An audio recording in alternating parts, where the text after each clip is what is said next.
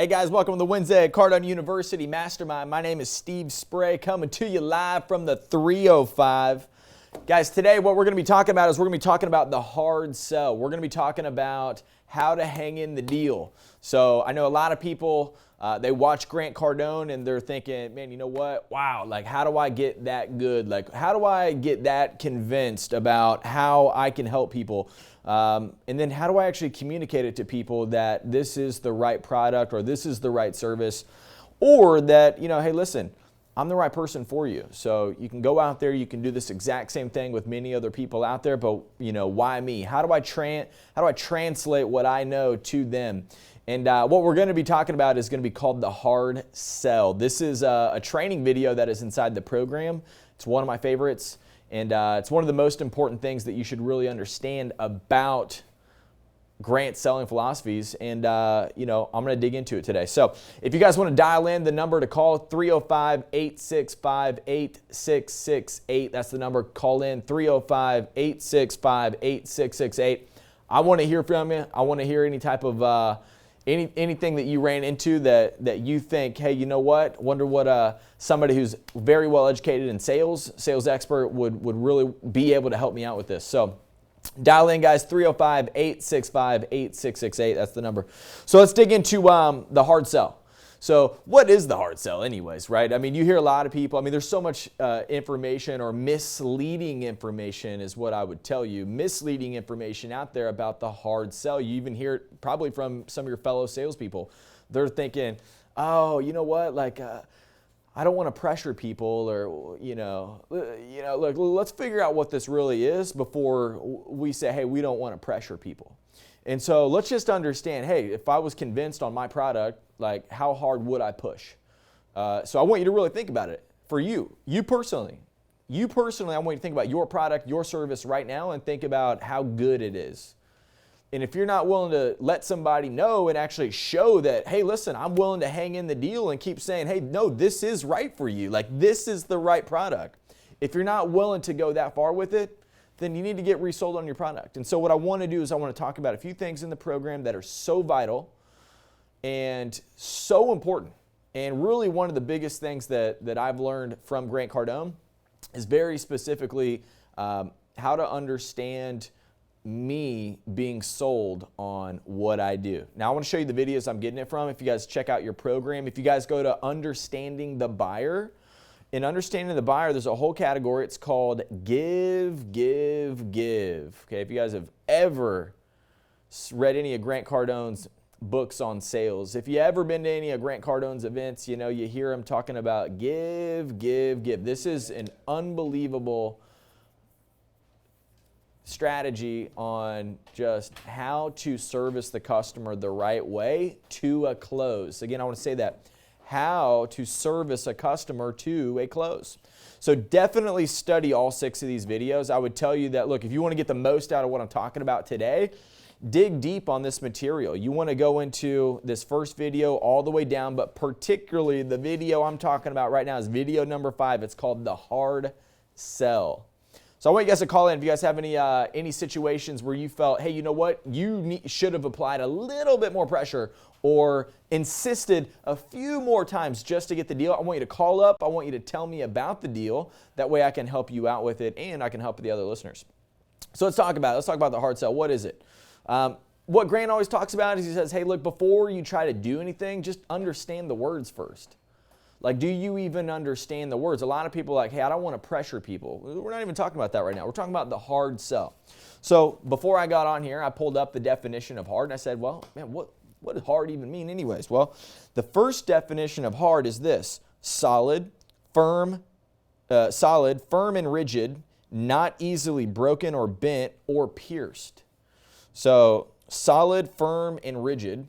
So I also looked up rigid. I was like, man, what's rigid mean down to its core? It's unable to bend or be formed out of shape. So hard sell means, dude, I'm so firm on the fact that, hey, listen, like, you can tell me all the reasons why you are not going to buy this product or this service, or you're going to tell me that you're going to wait, but I'm going to stand strong and firm and unbent, unbroken on the fact that I know for sure this is the best product, the best service It is the right time. There would not be a better time than now, because if you got this now, you would be able to benefit it, right? So think about products out there. What are some products that you could have? You know, Francisco, he's the master behind the camera. Dude, he's no good without the camera, right? He does it. He can't take a picture with his hands, you know, unless he draws it. But then he'd be a painter. But that's not what he's doing right now. Okay, the guy who's selling the mattresses, man, look at the mattress. The person can't benefit from the mattress if they don't have it, right? So this is where you being sold on the fact that, hey, you know what, like, I'm not going to let other people convince me otherwise that this is a better product or that there would be something better out there. And if that is the case for you, you're going to have a tough time selling. I wish I had do I have a Seller Be Sold book? So if you guys look in the Seller Be Sold, oh, there's one right there. If you guys look in the Seller Be Sold book, very particularly, Grant Cardone talks about the most important sale. What is the most important sale? Well, the most important sale, when he talks about it in this book right here, there's a whole chapter on it. It's so important. It is you. You are the most important sale. You've got to be sold that, hey, listen, this is the right deal. This is the best fit. And you got to understand all the reasons why. That's where we're going to get into the sales part. But let's look at a few things that Grant talks about in the hard sell. Remember, we're just trying to understand this right now. Number one, most people do not buy when asked only once. So how many times do you think they need to be asked in order to get closed? Well, I don't know. You know, some people, I mean, there's some data out there that suggests that, hey, you might need to ask somebody 5 times to buy before they actually buy. We don't know if that's true or not. Here's what we do know. We know that most of the time you're going to have to ask somebody to buy. No, the second time is this, you know, because otherwise you'd be taking an order, right? But you're not. You're in a sales pitch. You're in a sales process. So you got to understand you're not in an order taking spot. And so this is where, look, you got to sell somebody on the value proposition. And you got to be able to hang in there. But you're going to have to ask maybe once, twice, 2, 3, 4, maybe 10 times. You don't know. So that's where like closing strategies come into play. But we're not even talking about that yet. We are just talking about being so sold that you are willing to stay persistent, firm, strong, unbroken, unbent on the fact that, hey, this is the right deal for you. You know, I'm going to stand strong on that. You believe what you believe. Look, I know this is the right thing for you. Based off what you told me your problems are, this is it for me. So I want you guys to really understand that part. If you guys want to dial in, it's 305-865-8668. Was there a caller right there? Oh, they hung up already? All right, good. So if you guys want to call in, 305-865-8668. Give me the problems that you're running into.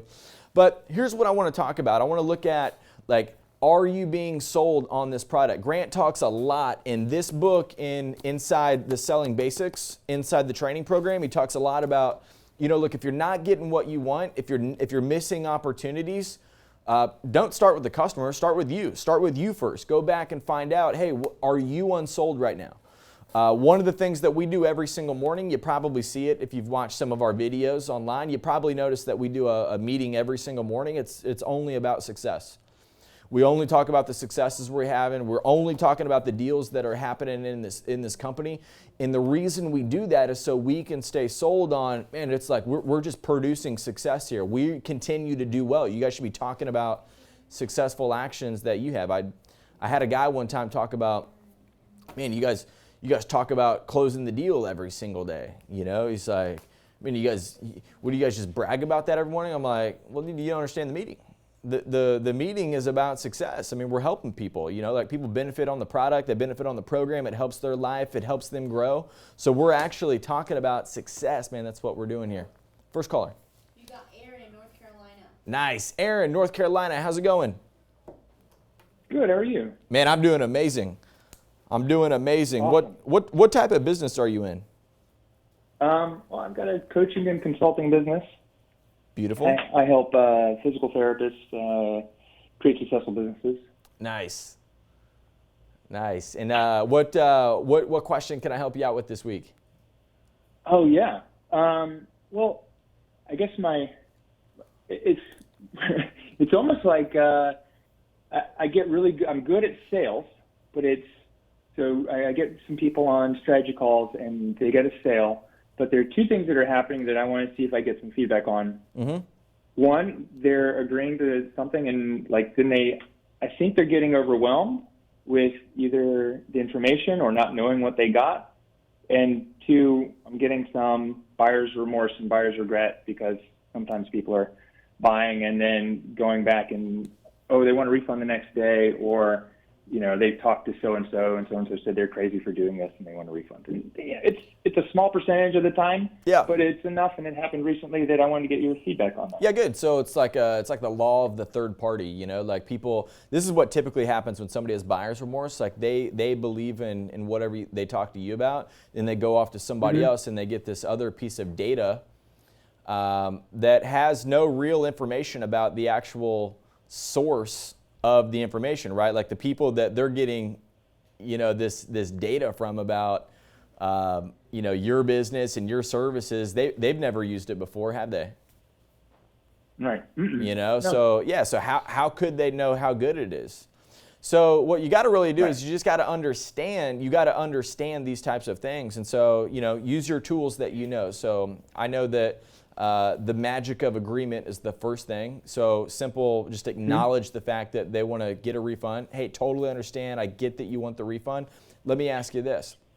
Yesterday when you told me that you wanted help with X, Y, and Z, and we were able to handle that for you and actually service you to be successful with that, was there something that you didn't understand or something that we didn't provide you? You know, I'm going to start working back into what, you know, originally sold them. So I'm going to go back to the real dominant buying motive. And then what I'm going to, what I'm eventually going to get to is, so what changed since the last time we spoke? And I'm going to really drill down and identify that they did talk to that third party. And then I might ask the question, well, have they used a service like this before? What was it? How did it work? You know, and then I'll end up finding out, dude, they never did it. They've never tried it. They never used something like this. And then, so in that case, how could they be sold on it? So, yeah, you know, how would we handle that before the sale? Because part of it is the way that I've closed them, they're agreeing to it, and then they're saying yes, and then it's almost like, they're like, wait a minute, I didn't agree to that. And I'm like, but we went over that. Like, you know, it's like we went over this, and you said yes, yes, yes. Yeah. So yeah, good. Yeah, good. So you know, people make fast decisions. They make quick decisions. How long is your presentation? I'm doing like, this is like from a one-on-one strategy call, and some of them are 30 minutes, some of them are 45, depending on which program it is. Okay. Perfect. And so you're collecting a lot of data on that call, correct? Like you're grabbing, like you're doing fact finding, and you're taking notes. Like I've got a whole, like this, I just grabbed this off my desk. It's just got like notes from deals that I'm just on the phone writing stuff down. You keep that, right? Oh yeah, I've got that, and I'm asking them questions. What do you want? You know, what's not working? What's going to happen if it doesn't work? You know, why is this important? Et cetera, all that stuff. Yeah, good. So they said yes once, which means that, you know, they at some point they believed this was going to be the right thing. Now they backed out. Now they might think that, hey, you know what? Like I could have used the money for something else. Let me ask you this: how much do you charge? We're doing $15,000 for paid in full, so it's a $6,000 buy-in for this mastermind. Okay, and it's $1,500 a month or $15,000 paid in full. I would never talk about anything except for the $15,000. I would talk about the big number. Even if they only spent $6,000, I would still use the verbiage of 15. Like that's like in our company. A lot of times we're saying, you know, like they're paying a monthly fee of like $1,500 a month, but I really don't ever say that. I'm usually talking about, hey, this investment's 50 grand. This investment's 50 grand, and what it's going to do is it's going to make you an extra 500 grand this year. But it's 50 grand over 3 years, and really what we're going to do is make you about 3 million over the next 3 years. And so I'm going to try to just blow this big thing up. Now, so for you, like, what's your big claim? Like, what are you claiming that you can take somebody to? Is it? Oh, I mean, give them more time, more income, more revenue. How much more? You know, like, for a lot of these people, it's easily $50,000 more per year. Get them to a six-figure business or multi-six-figure business, and have, you know, more free time during the week and more time with their family. Good. Do you think they're more interested in the $50,000 or the more free time? They're more interested in free time with their family and free time with their patients. Okay, beautiful. So when they go, now, what are they doing in their free time is what I would identify. You know, hey, what's important to you? Yeah. Why'd you want to do this in the first place? Because somewhere down in that line, of interest where it's, maybe they want to make an extra 50 grand. That 50 grand extra is probably what allows them to have better time with their family and free time. Like I know for me, like when I make more money, like me and my family, like we're doing cooler stuff outside of the office. Right. When I wasn't making money, I was still hanging out with my family, but we were sitting at home eating potato chips, playing Call of Duty. Now we're taking trips where I'm flying people out to different places. Like I'm having a whole different experience, right? Where that may be what they want. So I want to dig deeper on, hey, look, why would you invest the 15 grand in the first place? So go back and re-hammer down, hey, look, what were you trying to accomplish on getting on the phone with me? Because you told me it was more free time, but when you talk about more free time, are you trying to get out of your business? Are you trying to put your business in a better place so you can resell it? Right. And I'm going to get down. And maybe you might find that out. Maybe the guy may be trying to build his business up so he can sell it and collect that payday, right? Right. Yeah. And so Steve, like when I get that information, when I go close the sale and they agree to my pitch and I get their credit card information, do you then go restate, okay, I'm going to run your credit card for $50,000? Yep. Or you just like run it and congratulate them? Yeah. Big congratulations. Hey, thanks a lot. Congratulations on your investment. Then I'm kind of on to the next move out and to make a big spiel about it. Do you restate the amount that you're charging them? Like, okay, I'm charging you $6,000 buy-in and the $15,000 per year. That's $21,000. Is it okay to charge your card? Are we restating those things? Is that stated on the agreement? Like, is it mapped out on the agreement that you send over? Oh, you mean like a written agreement? Yeah. Oh, so you're not doing a written agreement? No, we're not doing a written agreement. Oh, okay. Yeah. Well, maybe here's the deal, man. Maybe because it sounds like you're just selling consulting, right? Basically. Yeah. Yeah. So like you're almost like there's nothing tangible that they have in their hands, so there's nothing that they get a grasp onto. So they really just slid their card. They're not really sure what they got. So. Like what they got. They agreed to, hey, I love what you're telling me. Hey, here's my card. I love that. Hey, if that's true, here's my card. But really, in reality, when they get off the call, they're not even sure what they got, man. So I might actually get them an onboarding package. And what I mean by that is this. Like, it could just be, hey, maybe it's a PDF, man. It's like a congratulations. Here's what you get, and like it just lays out. Like, when you buy a car, they got the sticker, right? And it tells you everything. Dude, they tell you everything. Like, they put down tires. Right below tires, they got tread on the tires. It's like, duh, They're like, you get a glove box with the car. You get a door handle with the door. It's like, dude, it's all on there. Like, they don't leave anything out. Yeah. And it's ridiculous, but yet it's like mass. It's like, dude, I can touch something. Like, dude, I bought a book. I got a book. I can see the book. I can feel the book. I'm like, okay, $30, got it. And so that's what I might do for them, because you're selling this. You're almost selling air, right? No, I'm selling results. Exactly, exactly. But it's it's access to my courses and our meetings every week, every month, 3 times a year. Yeah, but I give them they do get a like a congratulations welcome email that lays things out. Okay. Tells them what to do. But like this person who yesterday, she requested a refund the day before. She agreed, but she didn't respond to me when I sent her a personal message later and said, hey, here's what I need you to do, accept my friend request on Facebook, and I forgot to ask your T-shirt size so we can send you a T-shirt with your welcome gift. And I didn't hear from her. And then the next morning, when my assistant contacted her about the charge that that got declined by the card, she was like, "Oh no, I don't really trust you guys. That's really weird, and I want a refund." It's just like there's something else going on, like that I missed. Yeah, that didn't have anything. That deal doesn't have anything to do. Her card declined? Yeah. Oh, well, dude, she wanted to back out because she didn't have the money. She thought her card was going to slide, and then she found out, like, oh, wow, I didn't have the money in there. So now she's trying to make you wrong when she's actually wrong. She doesn't have the money. Like, this type of stuff happens all the time. Yeah. There's nothing. Yeah. There's nothing else I could have done other than, I don't know. That's what I'm trying to figure out. Like, you just got to understand So I get it, man. I totally get what you're saying. What I would tell you is that, look, you got to understand what's really going on versus what is being said that's going on. Because she's not going to tell you that, hey, like, I don't have the money or whatever. Like, we got people that flip out on us go crazy. They're yelling at us. They're like, you're stealing whatever. I mean, they're like nasty stuff. And it's like, what? It's like, your second payment declined, like they're trying to make us wrong when really it's like they're wrong. So like people will do that. That's planet Earth. That's a planet Earth situation. You're dealing with people who've got their own issues and their own problems and their own deal. And if their card declines and they blame it on you, I'd be willing to bet there's something a little bit deeper than the fact that they just had buyer's remorse. That's not buyer's remorse. They never bought anything, right? Because they can't afford it. And so the number 2, if you look at the list of things that are required, there's a list of 7 things that are required to close a deal. The number 2 thing is that they actually have the wherewithal. So if they don't have the wherewithal, that's a different problem, right? So now what I might do is I might shift gears. So instead of maybe trying to run down this path of like, oh wow, what did we do wrong?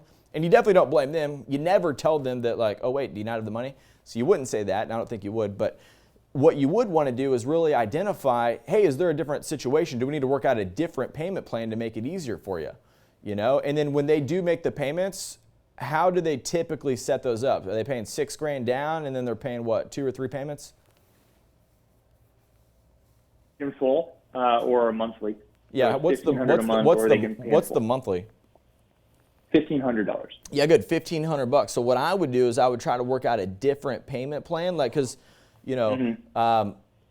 me telling you that the price is too high and me not actually having the money are like 2 different things, right? So like this is where somebody may not actually have the money. Like just because you're good and disciplined with your money doesn't mean that somebody else, just because they're a business owner, is disciplined with their money, right? So who knows what the situation is? I'm just saying you're going to operate a lot better if you look at it for what if you can identify what it really is, then that is going to help you way better, because then you can really actually solve a problem.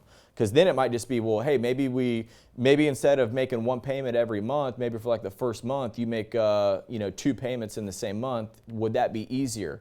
If they bite on that idea, it's probably not the product or your services. It is, hey, I don't want to tell you that I don't have the money. Gotcha. Yeah, so think with that and see. And that may not be the situation here, but I'm saying take a look at that, and because I've been in those situations, man. Thanks a lot for calling in. So what I would tell you is that, guys, the biggest thing in being able to close these deals is also knowing what's going on with the customer. Now, there's a lot of bogus things out there where like people talk about buyers are liars. That's not true. Buyers aren't liars. Buyers aren't liars unless you like force them. Like a lot of times they're just pushed back into a corner. Like a lot of times, like if you come in, if you ever go to like you ever go get a quote from one place and then you go to another place and you're like getting information. You're like, well, I got a better deal down the street. Well, if the salesperson's like, well, what number did they give you? Dude, you literally forced them to lie. Like you can't even answer that. Like even the most honest person can't answer that correctly. You're literally pushing them back saying, hey, tell me that you got a freaking crazy deal because I need to know where you're at so I can drop mine down below that. That would be forcing somebody to lie, right? Buyers aren't liars. Buyers have their own issues, and that's why you got to understand the buyer. That's why there's a whole category, like the number 2 program in this whole deal is actually called Understanding the Buyer. So take a look at this right here, this whole program, and really what we're focused in today. And one of the most valuable things for me is this program right here. It's called Understanding the Buyer. Are we going to be able to go to it or no? No, we do. Oh, okay, cool. So Understanding the Buyer is a program that what you want to do is you want to go in and you want to take a look at, number 1, the first thing would be the magic of agreement. So I want to agree with those people like, hey, I understand you want to back out. I understand that you don't feel like this is the right thing. I want to acknowledge the fact that that's what they think first. Because if you think about getting into a fight, or I've seen a lot of salespeople like this, they'll be like, no, you're incorrect on that. No, you're wrong. Like, dude, if you don't believe that doesn't work, test that with somebody in your family today or somebody in your office. Just right when they say something, be like, you're wrong. Okay, see how they react to it. Okay, there's no good reaction to that, right? So that's where I got to understand their position. That doesn't mean I'm saying they're right. When I'm telling somebody that, hey, I know you want to back out of the deal, that's not me saying, hey, okay, you should back out of the deal. That's me saying, I get that you're interested in backing out of the deal. Got it. Okay, that is literally me just acknowledging the fact that that is there, and then I got to transition into really understanding what's happening. Because I can't ever get to this thing called the hard sell if I don't believe and have strategies on how to actually close a deal. Now, this is where we got to really dig into it. It comes down to sell or be sold. It's what this whole program is about. It's that, dude, at this point, this time, you better be sold right now. You better be locked in on the fact that, hey, they're wanting to back out, which tells me, if they're telling me that this is not the right product, there's something they don't know about it. And so for me to just be aware and say, hey, you know what, I need to flip in and find out, hey, you told me yesterday that you were interested. I get it. We tried to work out the payment. Let me ask you this. What's changed since then? And then did you relieve the problem you told me? You told me you wanted more time. You wanted to make more money. Is that still true? Right? I'm going to start getting some intel. I'm going to go back to my sales process. I'm going to start actually reselling them. So which means I need to fact find, hey, what's going on in this new process? Right? And I need to present to those problems. Right? So this is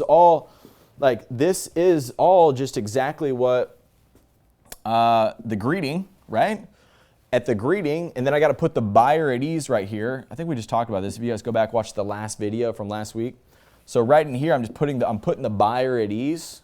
So I'm greeting, hey, welcome to my company. What can I get you information on? And then I got to actually fact find. So if it's still in the same deal, I want to fact find, identify, hey, what happened? Excellent. So you want to get your money back. Is it because you want to do something extra with that money, or do you not believe this is the right product? I'm going to start asking questions to identify, what Grant calls the DBM, which is really the reason. It's the dominant buying motive when you're at the, front of the sales process. But in this case, it's like, hey, what is the reason behind this? So I can present to it, which is right here, which is the presentation. And I'm only going to present to those problems. And I'm going to present that I'm the solution to the problem that they have. So if they tell me that, hey, look, this is the reason I want to get my money back because I don't think it's going to work. What is it about what we're doing not going to work? When you told me that you wanted to get more time and you thought, hey, you needed some consulting, you've never had a consultant before, I've got this, service that I can provide you that actually helps you scale, put the right people in place. Do you still need that? You're still going to need that, correct? Yeah, I will. Good. So here's what we do to solve that problem. Now, let me share with you that I've had people in the past tell me this exact same thing. Okay, magic of agreement. Hey, totally understand you feel that way. Okay, let me show you what we do to actually solve that problem for you. That way you can fully understand what we do here. So that way you can understand that the $15,000 investment you're going to make is really going to be worth about $150,000 to you over the next 3 years. Okay, and then I'm going to do the write-up.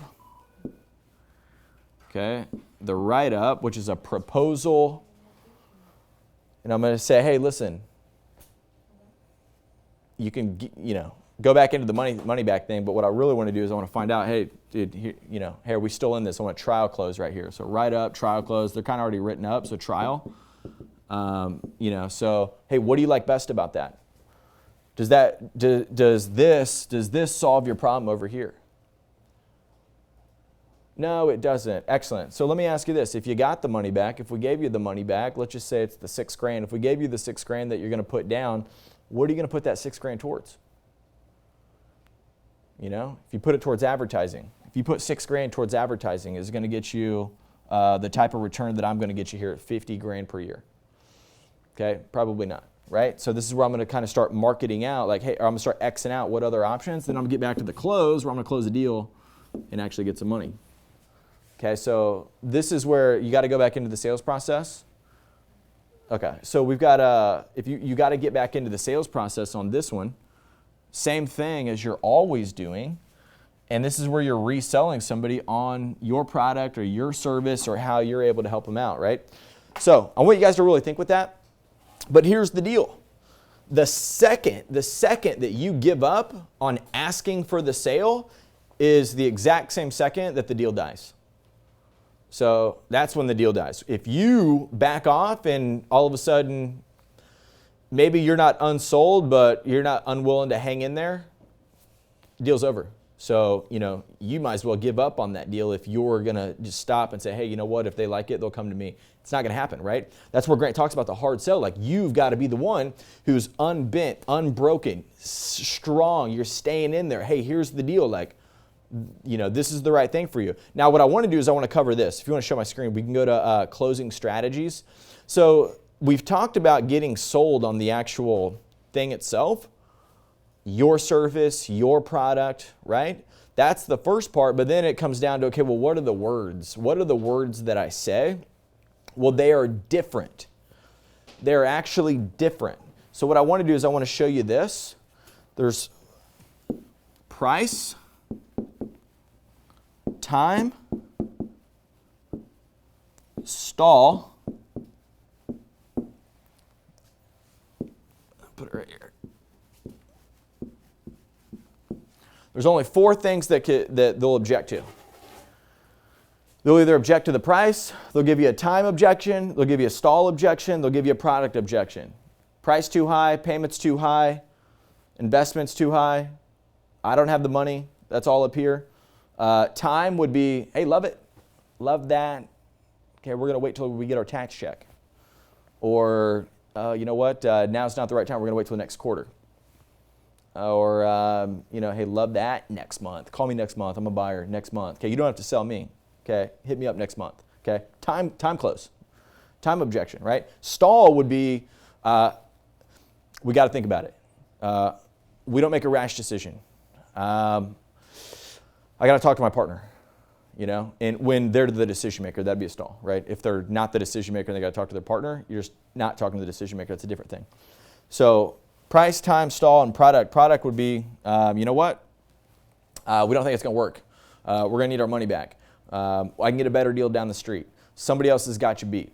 I got a better quote, whatever the case may be. Or it's not the right color, it's not the right size. This isn't going to solve my problem. That's product right here. So what I want you guys to do, if you guys look back in the program right here, closing strategies has these all broken out. So you've got all your money closes all the way up here at the top. There's 45 of them, 45 different strategies on how to handle money. If you get money objections, you should know quite a bit of these. You should feel good about using a lot of these. Like if money is a big deal, big objection that you get, know these. Time closes right here. There's 9 of them. Right, so we dig in. A lot of my favorites are inside this program where, people give you time. They'll blame time. They'll blame time and they'll blame money when they're not certain.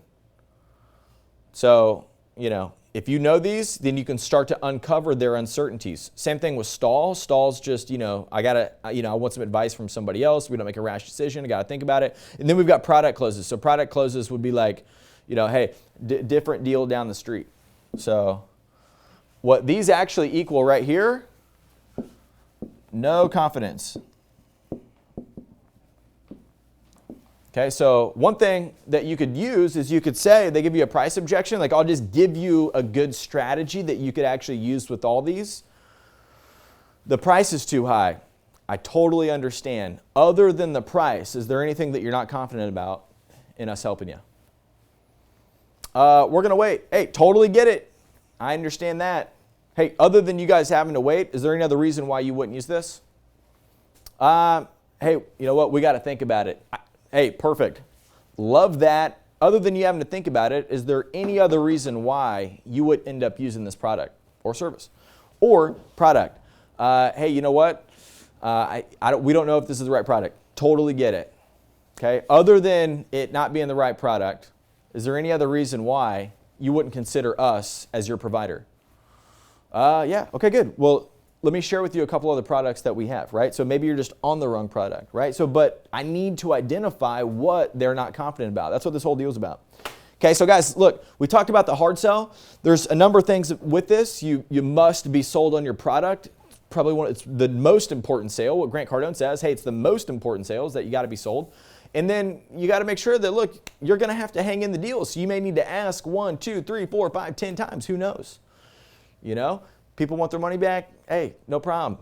This might be part of this deal. You might have to continue to go back in and re-ask for the sale. Hey, so this is where you're going to need some strategy. This is where you need closing strategies.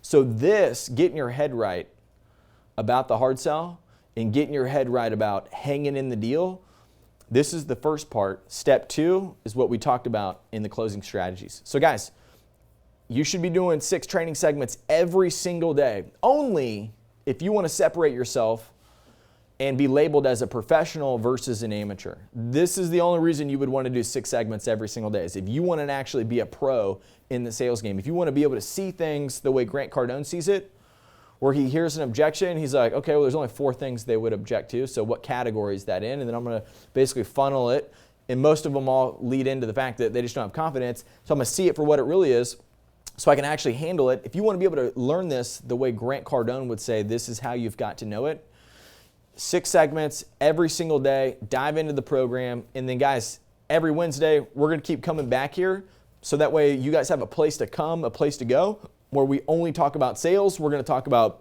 diving deeper into this program and making sure that you fully understand. So we'll see you back here next Wednesday on the Cardone University Mastermind.